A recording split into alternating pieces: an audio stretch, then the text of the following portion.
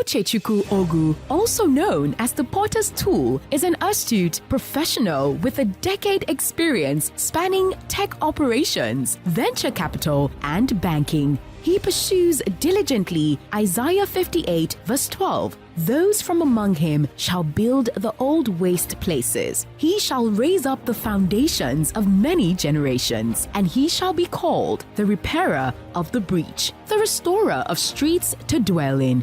This has led him to host the annual Lagos Conference since 2012. He is also co-host of the new conference and the host of the Life Hack series. He is a minister in the RCCG The Shelter and is married to Inimfon Uche Ogwu. Please make welcome Uchechukwu Ogwu. Okay, so I'm going to talk very briefly, and I'm going to do something that God has led me to do. What I call the activation. I don't know why I picked many of you to be here. I know why I picked some of you to be here.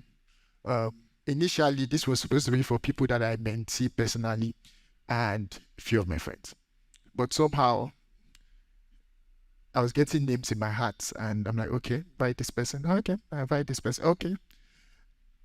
And I did not know why until the middle of the night. Every one of you who is sitting here have a pioneer call. A pioneer call is that you have a call to start something. Some of you have started those things. Some of you have been afraid to start those things. Hopefully at the end of this road, establish a pathway forward. I was born 30 years ago. Everybody knows that. If you don't know that, you're not supposed to be here. 30 years ago, that's far. When they gave birth to me, Abiola was not in prison. When they gave it to me, we just finished and we were planning to do an election. All right. When they gave birth to me, Abacha was not. I'm saying all of these things because I used to tell my wife that I senior her. Because all of these things happened before she gave birth to her. And so they gave it to me just not far away from here in Aujolad Hospital here in Bagada. Now, Bagada because a lot of people say it's Bariga. But if I say I was born in Bariga, then it looks like Bagada. I was born in Aujolad, Bagada. So due to it, whatever, I put it on the map, it's Bagada. I was born in Aujolad, Bagada. I'm first of 6 boys. My parents did not have a child for 2 years. I shared that with some people before. And my mom was very intensive. Oh, just 2 years. But now I know what 2 years is. And she was very attentive, and we were going from place to place, literally. I stopped them from going to a native doctor at Sele Church, and maybe a native doctor in future. Because on going there, they realized that, this woman was behaving funny, and then they found out that they were pregnant. And so when I came out, they named me Uchechukwu Ogwu. Uchechukwu Ogwu means the will of God will be done. And literally, that has been what my life has shown. That the will of God is stronger than the will of man. That the will of God would always prevail and will always stay and stand. All right, as far as God is on the throne. So they named me Uchechukwu Ogwu, and I was born in Bagada. Some months after I was born, my father was transferred to Aba in Abia State. So 2 boys like me born in Bagada had to move to Aba in Abia State. And in Abia State, I went to nursery school. I don't know the name. In Abia State, I went to primary 1. And all of a sudden, my parents felt the need to come back to Lagos. And so they came back to Lagos. And of every place in Lagos, this boy born in Bagada, they decided to live in Ipa housing estate. I know many of you don't know where that is. And that's why. But somewhere in Lagos, very fast, if you are going to Badagry. I think, Lasso, yes, that area.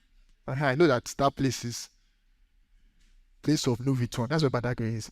Yeah. So it's on the way to a place of no return. They decided to move there and put me in a school in Iba. Now, this is a boy born in Bagada.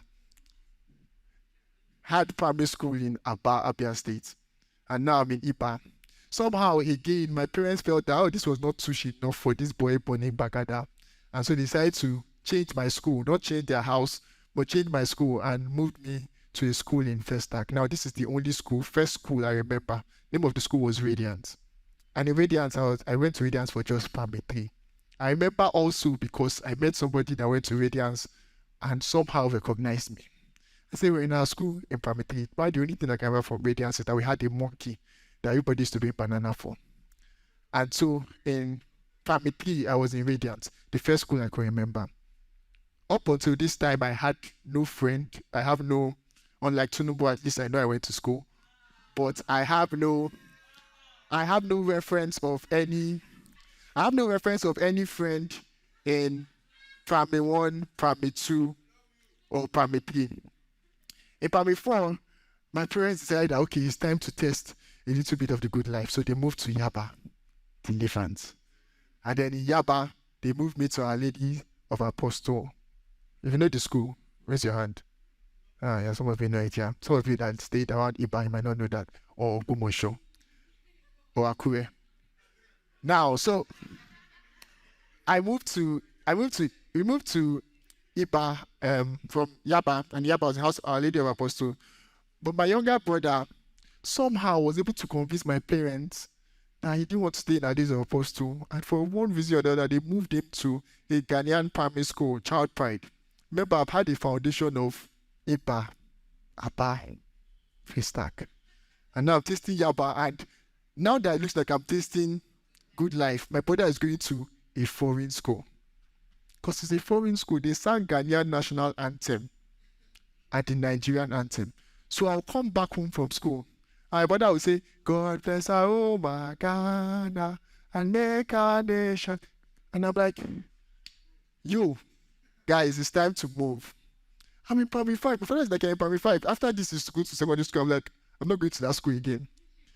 And so they agreed, and I moved to primary 5 in Child Pride School.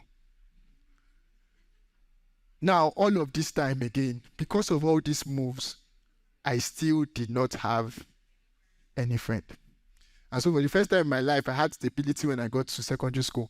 And in GS3, everybody was moving schools, but I said never. I'm going to stay here to the end. By the way, I went to a Tush secondary school. Dr. Foy that just spoke here. Calm down. Dr. Foy that just spoke here. Yes, his wife was my senior. I'm trying to give you the caliber of people that are in my class, my school. His wife's brother was my classmate. So you feel like the school is too shabby. The funny thing about my school is that, so I sort of liked to relate with not too rich, not too poor.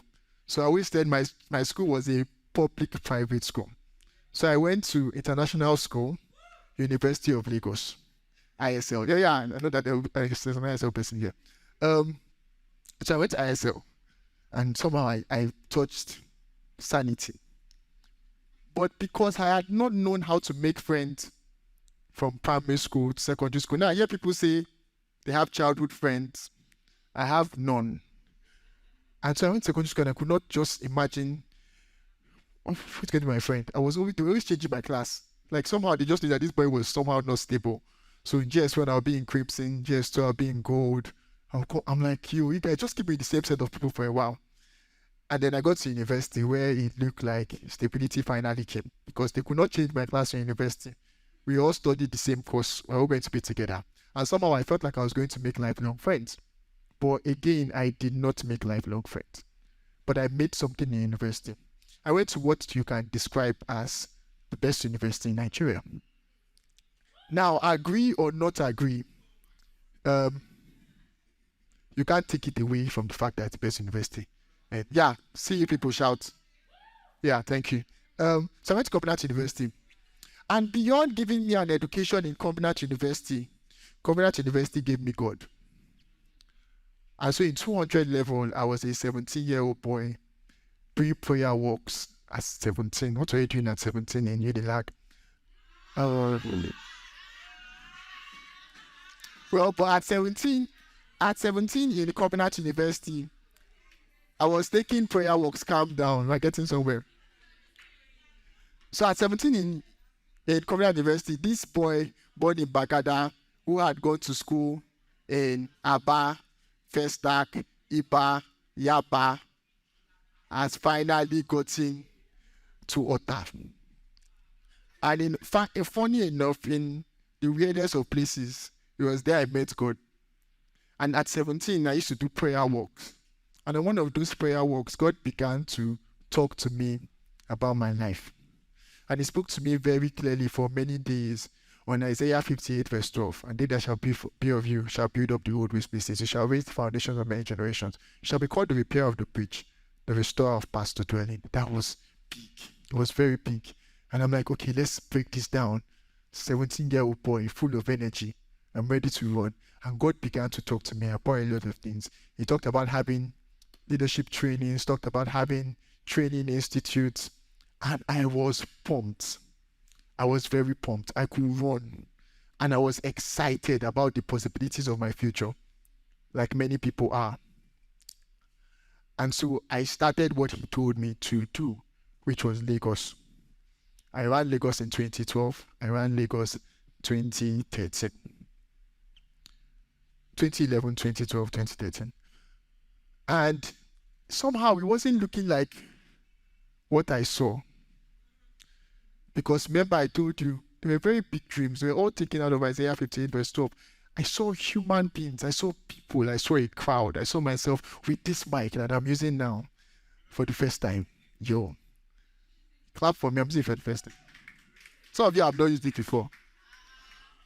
Anyways, if you have used it before, raise your hand. So, praise God. So clap for me. All right. Anyways, back to what I was saying. So, these big dreams they were consuming me. They were in lots. I saw a very big building with a lot of training rooms inside. And I saw corporate organizations come for trainings. And I was pumped. But I had run Lagos for 3 years. But it wasn't looking like it. And I had seen people achieve from what I thought was the same stats, mega things.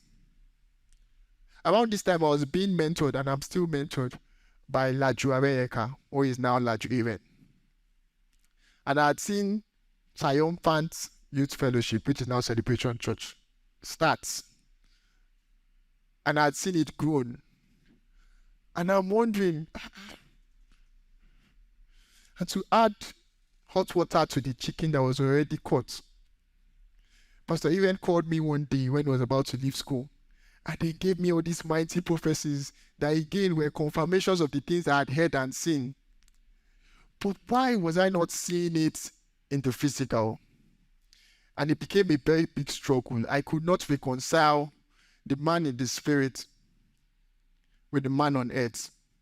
Like many of us have dreams and goals and aspirations. And many of us have left them because somehow life has happened. Many of us, at one point in our lives, we were so energized. We talked about the visions God has given us with so much passion, with so much zeal.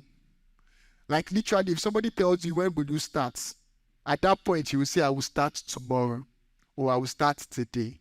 You had a book and a journal filled with so much dreams and goals and everything you wanted to do. But somehow it looked like life happened. Because for me, it seemed like life happened because I graduated from Covenant University.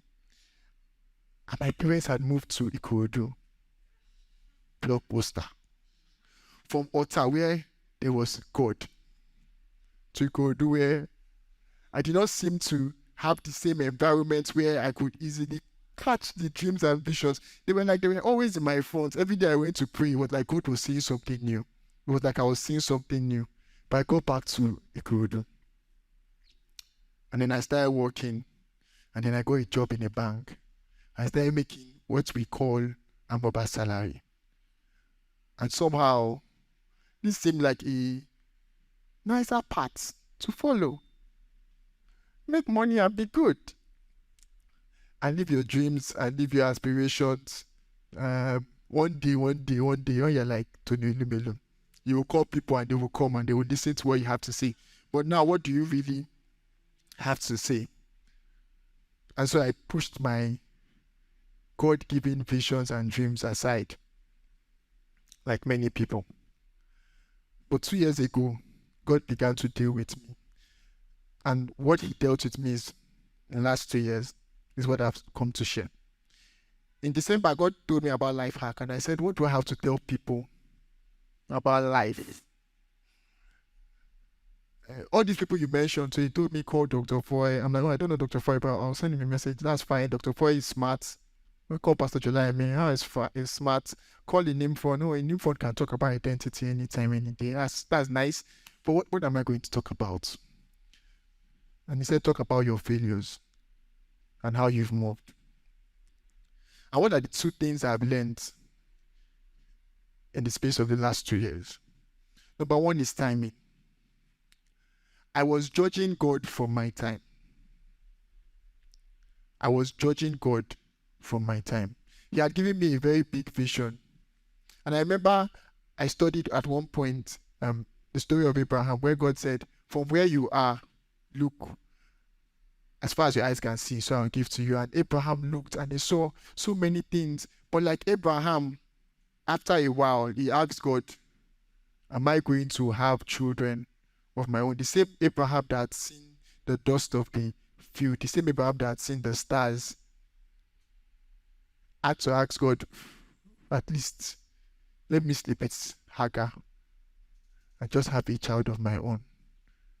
Because many times we push away what God has shown us because the physical manifestations have not yet come and because we are judging him on our timing. In Greek, there are 2 words that really describe time. One is chronos and one is kairos. Chronos is a chronological arrangement of time.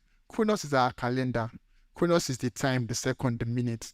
Chronos is that at 25, you will be married, living on a yacht, and flying to Dubai. But then there's Kairos. Kairos is that opportune time.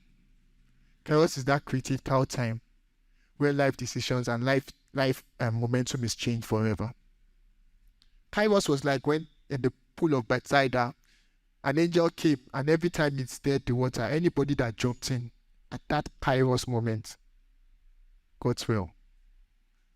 But beyond that, there was a time when Jesus came and he presented a man another Kairos moment. Solomon put it very well when he said there's a time to sleep, there's a time to wake, there's a time to eat, there's a time to kill, there's a time to give, there's a time to withdraw. Because everything that we do in life is about time. And I want to tell you something very important and special about God and time. Is that we call God omnipresent. And when we call God omnipresent, we think of him as the guy, the God in Bagada, the God in Apia, the God in Iba, the God in Ikorodu, the God in Ota, the God in Yaba, all at the same time. And as true as that is, God is also the God of the past, the present, and the future. That's why he's omnipresent. So when he's omnipresent, let me explain this to you. Everybody can see me, yes? Now, Grace is looking at me, but Grace cannot see Damilola. All right? But everybody can see me. So this is God. And this front row, let's say, is your future. Let's say the middle row is your present. Let's say the last one is your past. God exists in all of these 3 realms. And so God can speak from the future. Now understand that the future is also in different timing. So God can be speaking from 2032. But God does not speak in future tense. Because it's I am that I am, it doesn't change. The time might change. But because God is here, let's say this is 2032. And you are in 2022. And God is speaking from here. What God will say here will not be in future tense. Because he's saying what is here now. Now you hearing it from 2022 have decided to put a time to God. Because in your mind, God is saying, you're going to have a ministry that is going to bring women out of prostitution. And you go to Allen and you start talking to them and nobody is hearing you. But God is speaking from 2032. So God spoke about the sons of Issachar. He says they understood times and seasons. So God wants to bring us to a place where we understand Kairos. when we do not miss Kairos moments. The Bible says, do not be foolish, all right? Like, don't be like the unbelievers, all right? Redeem the time. Redeem the time. There is a set time for everything, and God lives in that time. So when you pray to God, and that's why when you pray to God in your present, God can operate and move to your past and correct something that happened in your past. And God can move to your future and bring your future to your sight. But please never judge, never judge God with Chronos, with your calendar time. That God has told you it will happen means it has happened. Because God is speaking from where He is. But you cannot see it because you're only limited to what you can see at that present. But He has brought it to your mind. Never give up on the dreams God has given to you, because there is a Kairos moment coming. And if you miss out on it, you will miss out on the Kairos moment. I had one of such Kairos moments in December 22nd, 2022. A week before that, God had told me about Life Hack. God had also told me that I was going to hold Lagos conference. And God had told me that we're going to host a new conference. And I said, how would this be? Like, what God told me about Life Hack is what you are saying. It's just supposed to be a little more than this. Like, we're supposed to get packages to your house. We got your address, Abby. We're supposed to get packages to your house. You're supposed to eat breakfast, which you've eaten. Thank God. You've eaten brunch. You have lunch. And I'm like, where's all of this money coming from? Whose pocket? And on December 22nd, 2022, she sent me a message. It was the most direct message she has ever sent to me, because she never greeted me. She put me at the end of the message. And she says, this is what God says. And she finished the message. I was lying on the floor, if you remember, in front. And I said, let me read this message for you. And I told her, thank you, I think. And I just moved on. But that for me was Kairos. Because at that moment, I knew that the time was now. I wasn't afraid to go into the water. I wasn't afraid to be audacious. I wasn't afraid to step my leg into the water. Because God has given you dreams, and I'm here to announce to you that you are here because your Kairos has come. You need to stop putting that at the back of your mind. You need to stop putting those dreams, those goals, those aspirations that God has given you. You need to stop feeling unworthy. Even if you fail, try again. The first Lagos conference we planned for about 70, 80 people. We had about 45. We went again the second. And that first time, we had Emmanuel event. No, then, it wasn't Emmanuel. No, we had Laju. Then the second one, we had Emmanuel event. But it wasn't Emmanuel event. I can imagine if it's now. The whole place will be jam-packed. We had Emmanuel event. We had planned, they had the next one, had the third one. Last year, we planned, and everybody's here. We did registration, right? And we had like 100 people register. Everyone's kind of went chair. 200 people did not show up. I think about 40 people showed up. I felt very bad. And God said, you will keep going. Because the vision in your heart would always be greater than what you see now. You will never see that vision in your heart if you are looking from the place where you are standing alone. So God told Abraham, as far as your eyes can see. When Abraham was looking at the stars, he could not touch one of the stars. When Abraham was looking at the sand, he couldn't touch every of it. But because he could see it, then he could have it. Kairos has come. The second thing I want to touch is that God began to teach me a whole lot about purpose. Before now, I used to think that purpose is that one thing God has created you for, and that one thing you were born to do. And God began to tell me I was extremely wrong. And I'll ask a question. What was the purpose of David? David, the father of Solomon. What was his purpose? Anybody? We don't agree on the purpose. I thought we all cross one answer. What's the purpose of David? Those of you that were my Lagos school class, please don't talk. We don't know the purpose of David. Somebody must answer. Short mother. Okay, we saying he was what? Okay. Man after God's own heart. King, writer, musician. What was David's purpose? To kill Goliath. What was David's purpose, Wano? Kill Goliath. Simi, what was David's purpose? King. Onye, what was David's purpose? Man after God's heart. Richard, what was David's purpose? Okay. All right, now what has happened is that we've all said a lot of things and none of us is wrong. Because see, the problem is that many times we think that purpose is just that one thing God has created us for.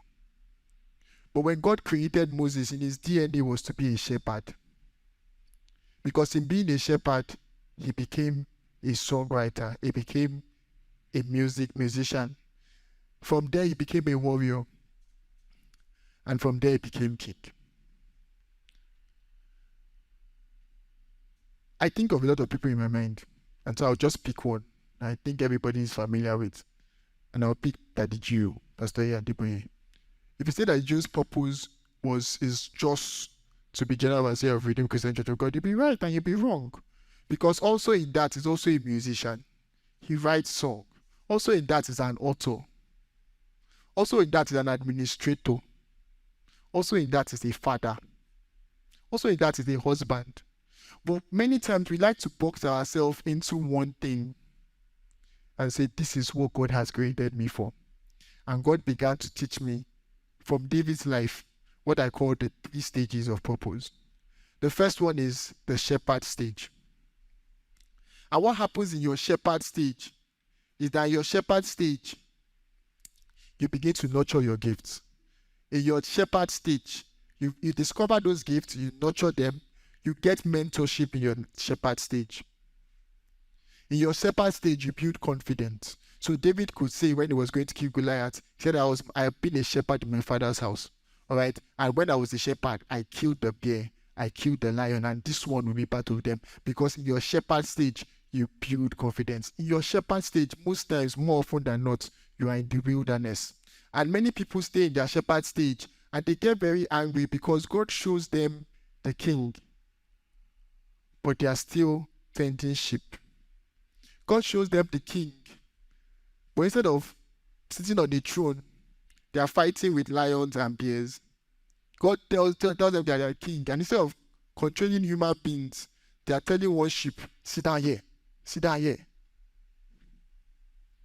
But in your shepherd stage, while you are there in the wilderness, God is building character, God is building competence.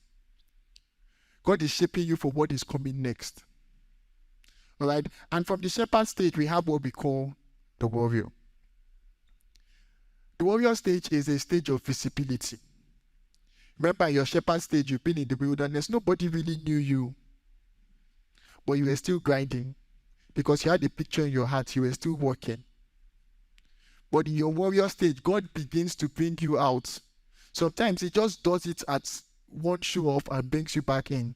Because if you remember David's story, David killed Goliath and they put him on a horse, and then everybody was hailing him. Saul killed 1,000, David killed 10,000. And after that experience, David went back to tend his father's sheep. Because if you know, it was after this that Samuel came to anoint him. Because even in your warrior stage, you are still learning. But God is going to give you visibility. Now, many people at this point just lose it. One day of glory. And they feel they've arrived. And then somehow they forget that there is still the picture of the king. And then from your warrior stage, you move to the king stage. In the king stage, you have learned, you have gained competence, all right? And now you are a master at what you do. This is the point where everybody now begins to praise you. And they say, it came out of nowhere. But they were not there when you were tending your father's sheep. They were not there when, like David, you took men that nobody knew. And then you trained them. And they became the mighty men of David. And this is something I forgot to say. Your warrior stage, beyond just learning, you also give back. So what you've learned in your shepherd stage, in your warrior stage, you let out again. So never give up on your dreams because you're probably still in your shepherd stage and you're in the wilderness and nobody knows you. Just know that in this point and in this stage, what God is expecting from you is to develop competence, is to develop character, is to learn as much as you will learn. Because a day is coming when you will face Goliath. A day is coming when there will be visibility. But more important than that, a day is coming when you will be king. This will come at Kairos moment. So David had a Kairos moment when Goliath came. And David was there at the right time. And David said, with my experience as a shepherd, I know it's now my time to become a warrior. David could have said, this is none of my business, and walked away. But he had an understanding, because in the point of being a shepherd, he had discovered who he was. And so when the moment presented himself, he was ready to take it. And that's what God has called me to tell you today. That there's going to be an activation. But you have to be ready for your Kairos moment. They will come. Sometimes they will be brief. Sometimes they will be long because you just have stubborn head. But my prayer is that you will be active enough to recognize those moments when they come. The last thing I would do, which I fought for a very long time, was that God asked me to pray for everybody one by one. And I will do that because I strongly believe everybody here has a pioneer anointing. There's something God has called you to lead.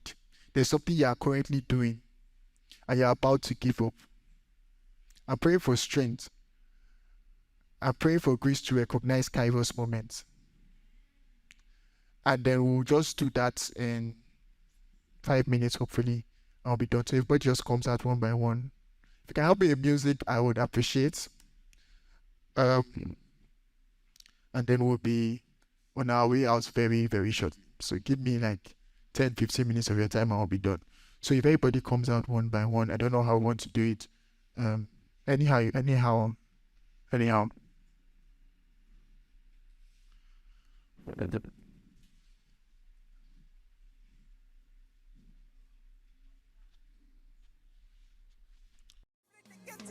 I am a father. For he breathed his breath into me. I am a father. Oh, I have the breath of God on my inside. I am a father. I am a father.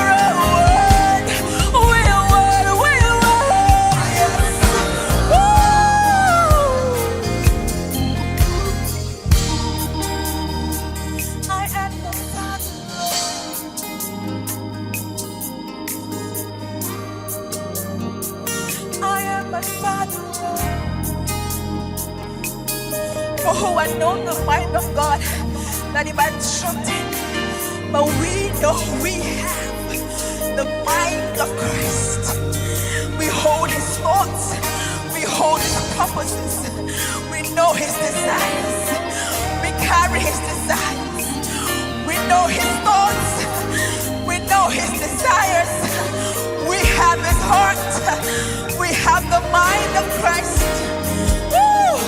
But there is nothing that is hidden.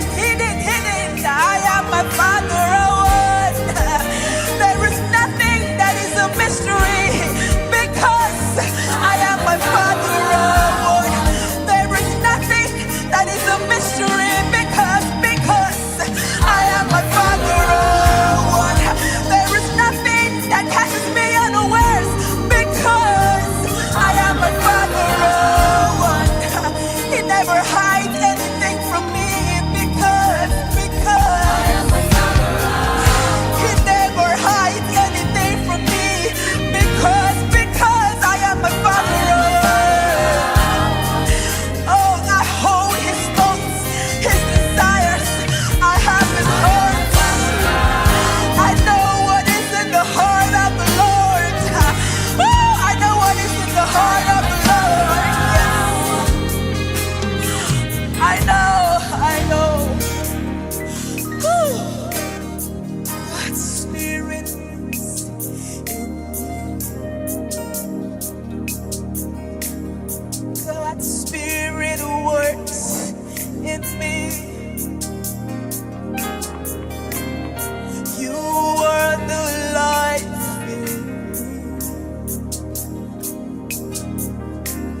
and I walk in burning. That Spirit lives.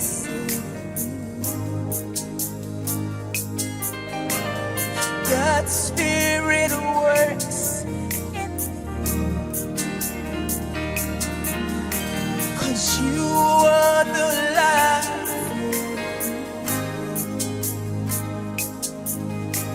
And I walk in liberty.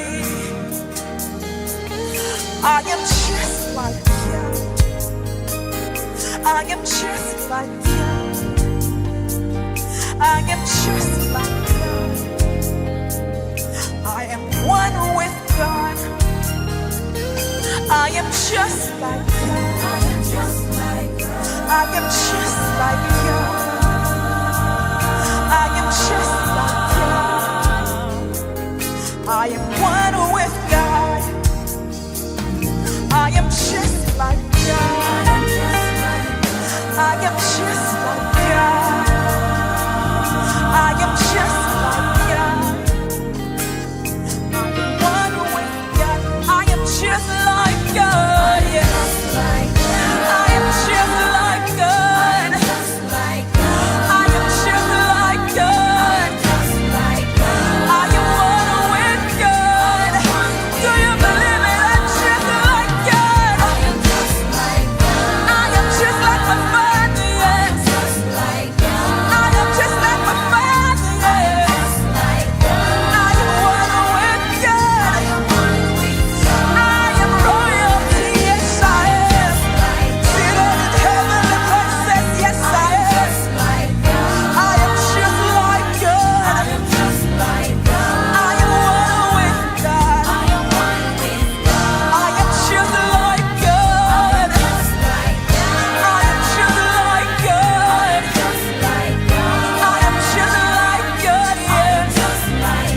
I am one with God.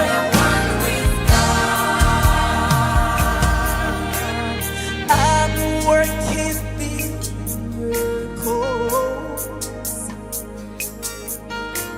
and I walk in perfect love. You are the life in me. Jesus, you are revealed in me. I am just like God. I am just like you. I love just like you do. I think just like you do. I am just like God. I am just like God. Yes. I am just like God. I am one with God. I have your heart.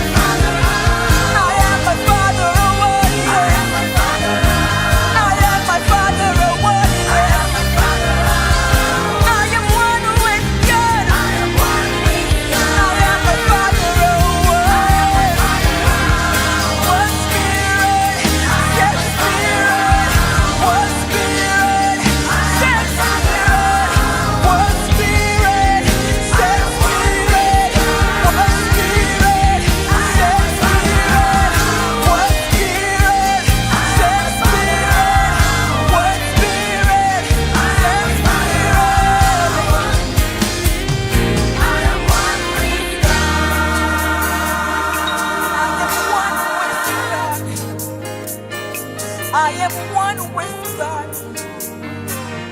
I am one with God. I am one with God.